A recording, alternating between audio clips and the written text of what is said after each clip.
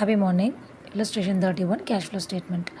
From the following information, calculate cash flow from operating activities. Okay, operating activities மட்டும் தான் calculate பண்ண சொல்கிறாங்க. Statement of P&L கொடுத்துருக்காங்க. Notes to accounts இருக்குது. Notes to accountsல opening inventories, closing inventories இருக்குது. இது வந்து நம்ம இன்க்ரீஸ் ஆர் டிக்ரீஸ் இந்த கரண்ட் அசெட்ஸ் லைபிலிட்டிஸ் அதை செக் பண்ண யூஸ்ஃபுல்லாக இருக்கும். அடிஷனல் இன்ஃபர்மேஷனும் சில அசெட்ஸும் கொடுத்துருக்காங்க. Okay, and then provision for டேக்ஸும் இந்த இருக்குது. ஓப்பனிங் இருக்குது, க்ளோசிங் இருக்குது. டன். இப்போ எப்படி சம்ம ஸ்டார்ட் பண்ணுறது?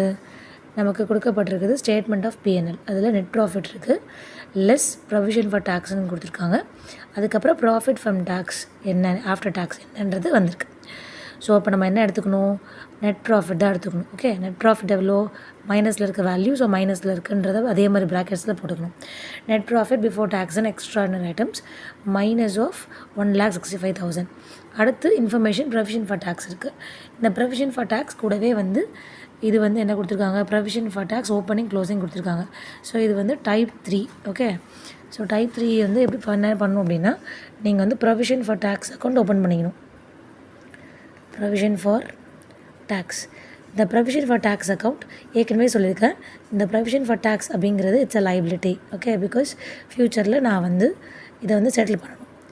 Liability always as a credit balance. So by balance brought down. Opening balance எவ்வளோ கொடுத்துருக்காங்க? 15,000 கொடுத்துருக்காங்க. அடுத்து to balance carried down. Closing balance 10,000 கொடுத்துருக்காங்க. ப்ரொவிஷன் ஃபார் டேக்ஸ் எவ்வளோ கொடுத்துருக்காங்க? 50,000 கொடுத்துருக்காங்க. So by provision for tax, இது வந்து ஸ்டேட்மெண்ட் ஆஃப் P&L எடுக்கிறோம். 50,000. ஸோ எவ்வளோ வரும்? 65,000. பேலன்சிங் ஃபிகர் எவ்வளோ? 2 டேக்ஸ் பெய்ட், அதுதான் வந்து உங்களோட பேலன்சிங் ஃபிகர். 55,000. ஓகே, முடிஞ்சுதா? ஸோ இந்த பேலன்சிங் ஃபிகரை தான் நம்ம வந்து டேக்ஸ் பெய்டுன்னு சொல்லிட்டு நம்ம இதில் எடுத்து போய் காட்டுவோம். நம்மளோட சிஎஃப்எஸ் கேல்குலேஷனில் ஆப்ரேட்டிங் ஆக்டிவிட்டீஸில் காட்டுவோம். ஸோ மற்ற ஐட்டம்ஸ்லாம் என்ன இருக்குன்னு பார்த்துடலாம். ஸோ நெட் ப்ராஃபிட் முடிஞ்சிருச்சு. ப்ரொவிஷன் ஃபார் டேக்ஸ் இப்போ நம்ம எடுத்துக்க மாட்டோம், ஏன்னா நம்ம வந்து அக்கௌண்ட் ஓப்பன் பண்ணிட்டோம். முடிஞ்சுதா? அடுத்து ஓப்பனிங் இன்வென்ட்ரி, க்ளோசிங் இன்வென்ட்ரி இருக்குது. இதை வந்து இன்க்ரீஸ் ஆர் டிக்ரீஸில் எடுத்துப்போம். சன்ட்ரி டெட்டாஸ் என்ன ஆயிருக்கு? இன்க்ரீஸ் ஆகிருக்கு. இது வந்து அசட். ஓகேவா? ஸோ லெஸ் பண்ணணும். பில்ஸ் ரிசீவபிள் அசட் டிக்ரீஸ் ஆகிருக்கு. Asset decrease we have to add back. Sundry creditors liability decrease has to be deducted.